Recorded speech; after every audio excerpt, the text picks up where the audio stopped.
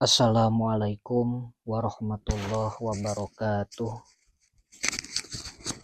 Bismillah, alhamdulillah, wassalatu wassalamu ala rasulillah wa ala alihi wa ashabihi wa mawalah, amma ba'du. Kamari urang sarerea beres ngabahas nawasihul ibtida, amil anu sok asup kana mubtada jeung khobar, bari eta amil ngarobah kana adegan mubtada khobar. Tacek kamari teh nawasihul ibtida amil nu sok asup kana mubtada aya 3, hiji kana jeung akhwatna, 2 inna jeung akhwatna, 3 donna jeung akhwatna. Kana jeung inna ieu disebut nawasih sugro, donna ieu disebut nawasih kubro. Pangna kana jeung inna dingaranna nawasih sugro sabab ieu kana ngarobah kana salah sahiji adegan tina mubtada jeung khobar, nya kitu deui inna ngarobah kana salah sahiji adegan mubtada khobar. Anapun ari donna jeung akhwatna ieu disebut nawasih kubro sabab ngarobah kana adegan mubtada jeung khobarna. Tadi dieu urang ngajelaskeun kana conto tina kana jeung akhwatna.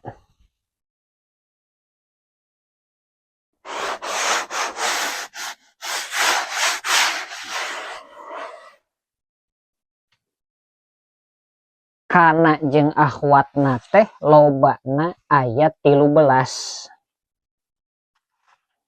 Tingali dina kitabna.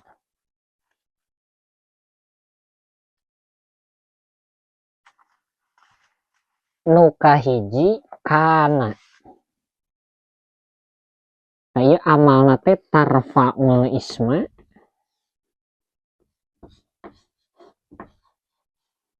wa tansibul khobar. Ngaropakeun isim jeung nganasabkeun khobar. Hiji lapad kana. Hiji lapad kana. Hartina kana teh bukti. Kana geus bukti. Saha jaidun jaid. Eta ko iman nangtung. Ta ieu contoh kahiji. Kana kalimah fi'il madi. Ieu nawasihul ibtida. Amalna teh ngaropakeun isim jeung nganasabkeun khobar. Jaidun tarkibna isim kana. Ieu jaidun rofa. Alamat rofa'na teh ku dhammah sabab isim mufrad. Ko iman ieu tarkibna khobar kana. Ari khobar kana teh kudu nasab. Ko iman nasab, alamat nasabna teh ku patah sabab isim mufrad. Jadi kana teh hartina bukti. Nu kadua asbaha. Kana nu kadua asbaha. Hartina asbaha teh waktu subuh.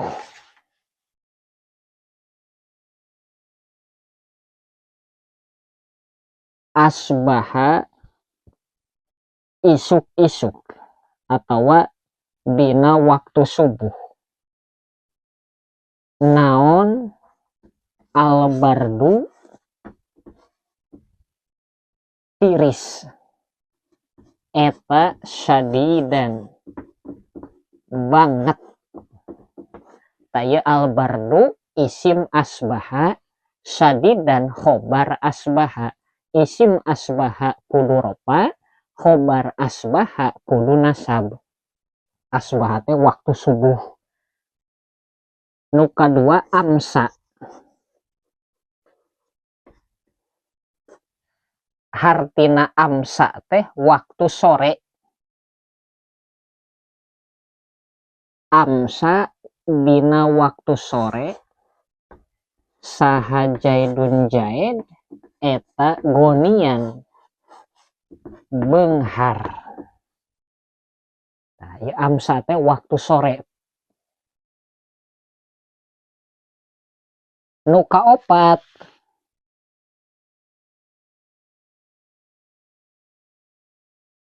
adha. Ari adha teh dina waktu duha. Adha. Hartina adha teh waktu duha. Contoh adha al-faqihu waro'a.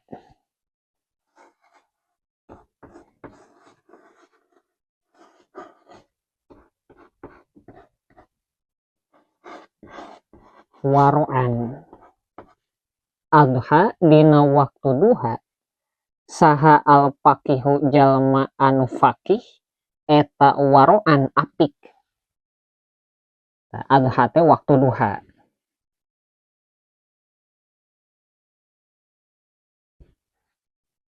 Sanggeus adha zolla. Ari zolla mah sapopoe. Waktu berang gitu sapopoe. Zolla Zaidun soiman. Zolla sapopoe saha Jaidun Jaid eta soiman puasa. Jadi nu logat saha isim tina nawasih ibtida, anu logat eta khobar tina nawasih ibtida. Tuluy bata. Zolla bata. Ai bata mah sapeupeting. Bata Zaidun sahiron. Bata Zaidun sahiron. Bata sapeupeting saha Jaidun Jaid eta sahiron anu sahur.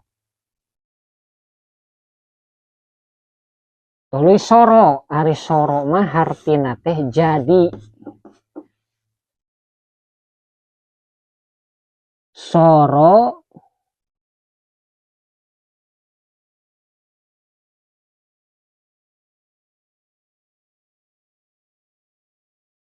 almau umpamana soro jadi naon almau cai eta mutagoyiron barobah. Artina soro teh jadi.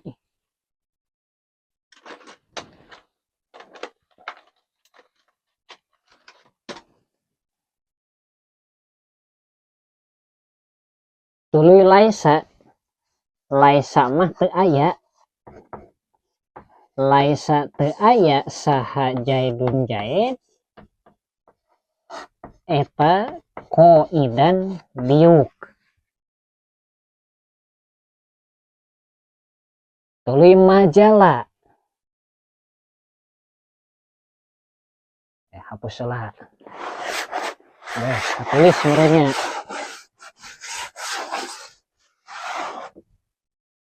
Mazala. Mazala teu eureun-eureun. Saha Jaidun Jaid eta aliman anu uninga. Ma infaka.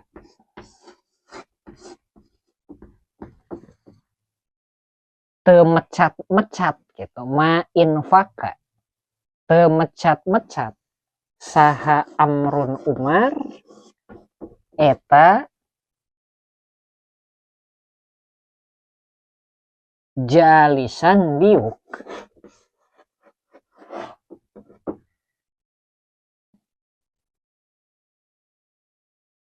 Ma Fati'a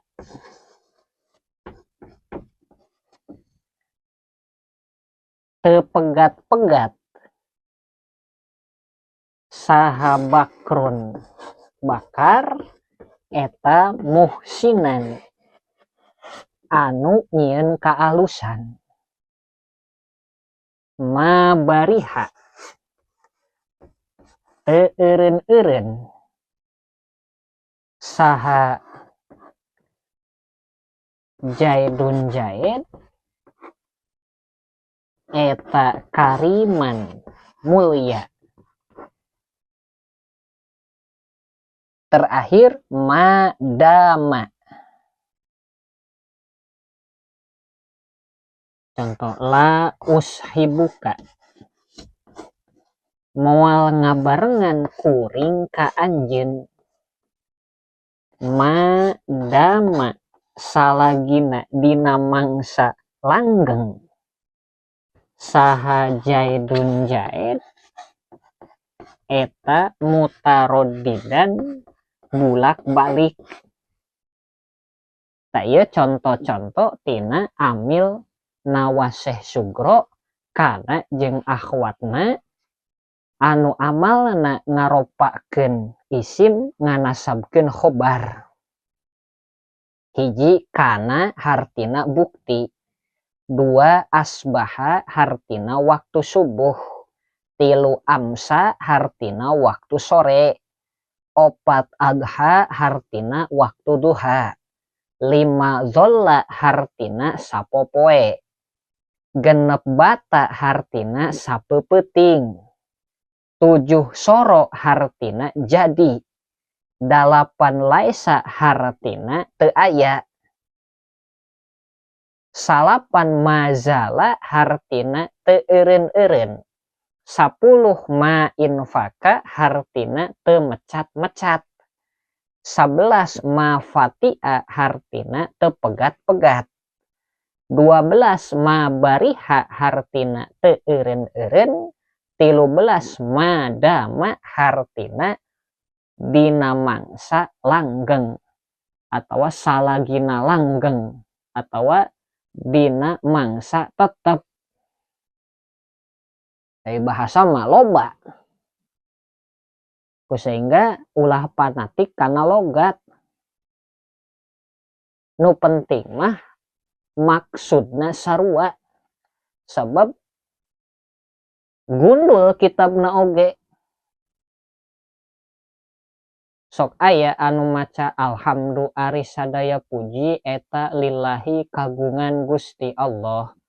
Terus aya deui alhamdu ari sadaya jinis puji anu opat eta lillahi tetep kagungan hakna Gusti Allah. Kitu-kitu keneh. Nu penting murodna sarua jeung tarkib logatna bener. Ai kitu mah misal alhamda ari sadaya puji eta mah puguh salah piraku mubtada nasab alhamda ari sadaya puji. Ai mubtada mah kudu ropa.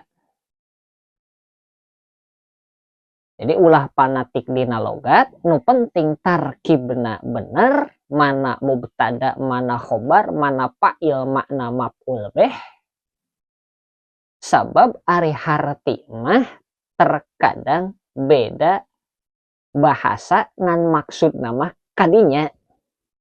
Yang model ayana aya dahar, aya tuang, aya neda. Maksud nama kadinya dinya keneh ngahuapkeun sangu. Jadi kana jeung akhwatna teh lobana 13 sakumaha nu tadi disebutan. Tah eta nu 13 amalna teh ngaropakeun isim nganasabkeun kana khobar. Ciri isim tina nawaseh ibtida babekana jeung akhwatna teh logatna saha. Ciri khobar logatna eta. Tah eta isim tina nawaseh ibtida i'robna kudu rofa. Lamun teama isim mufrad alamat rofana ku dhammah. Lamun teama jama taksir alamat rofana ku dhammah. Lamun teama jama muannas salim alamat rofana ku dhammah. Lamun teama isim tasniyah alamat rofana ku alif. Lamun teama isim lima alamat rofana ku wawu. Lamun teama jama mudzakkar salim alamat rofana ku wawu. Tak iya kudu paham i'rob rofa. Sabab isim kana atau isim tina balad-baladna kana i'robna teh kudu rofa. Anapun ari khobar tina kana jeung akhwatna eta kudu nasab. Lamun isim mufrad alamat nasabna ku fathah. Lamun jama taksir alamat nasabna ku fathah. Lamun jama muannas salim alamat nasabna ku kasrah.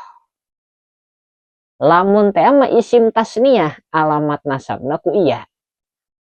Lamun isim lima alamat nasabna ku alif.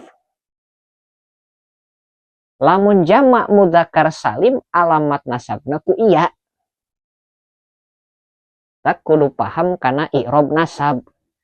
Sehingga pondasi keur nyieun struktur kalimah kudu paham kana bab i'rob anu opat jeung paham kana isim mufrad, isim tasniyah, jama taksir, jama muannas salim, jama mudzakkar salim, isim lima eta dina bab isim, dina kalimah isim. Seperti contoh kana tak iya ya nu babari. Misal kana bukti saha Jaidun Jaid eta qaidan anu diuk. Kana kalimah naon? Ieu kana kalimah fiil. Sabab nawasih ibtida teh kalimah fiil. Kana kalimah fiil. Fiilna teh fiil madi. Ari kana kaasupkeun kana amil nawasih ibtida anu amalna ngaropakeun isim jeung nganasabkeun khobar. Di mana aya kana mangka kudu aya isim kana. Dina contoh kana Jaidun qaidan isim kana na teh lapad Jaidun. Cirina isim kana logat saha atawa logat naon. Atawa rujuk lamun ku domir. Lamun ngabungkeuleuk logat saha atawa naon eta ku isim dzohir. Ta ieu isim kana i'robna kudu rofa. Jaidun rofa alamat rofana domah sababna isim mufrad. Kana teh ngaropakeun isim nganasabkeun khobar. Berarti di mana aya kana dicokot galibna eta sok boga khobar sabab mungkin aya kana nakis jeung kana tam. Aya nu ngabogaan khobar aya nu henteu. Cokot galibna dina kitab kana teh sok aya di mana ngalogat kana kitab kararataan sok ngabogaan khobar. Ke dina kitab-kitab nu panjang ke diajar ngalogat sugan. Kitab Sapinah diajar ngalogat dina kitab Sapinah bari diajar narkib khususna Mang Iman. Tah ieu khobar tina kana teh lapad qaidan. Khobar kana ieu kudu nasab. Qaidan nasab alamat nasabna fathah sabab isim mufrad. Sehingga sing paham heula. Lamun geus paham insyaallah diteraskeun kana bab inna. Ieu mah intina kana jeung akhwatna teh ngaropakeun isim nganasabkeun khobar. Ciri isim tina kana jeung akhwatna lamun domir aya rujuk, lamun dhohir aya logat saha atawa naon. Ciri khobar tina kana jeung akhwatna logat eta. isim kana kudu rofa maka kudu apal kana i'rob rofa, khobar kana kudu nasab maka kudu apal kana i'rob nasab. Wallahu a'lam bishawab.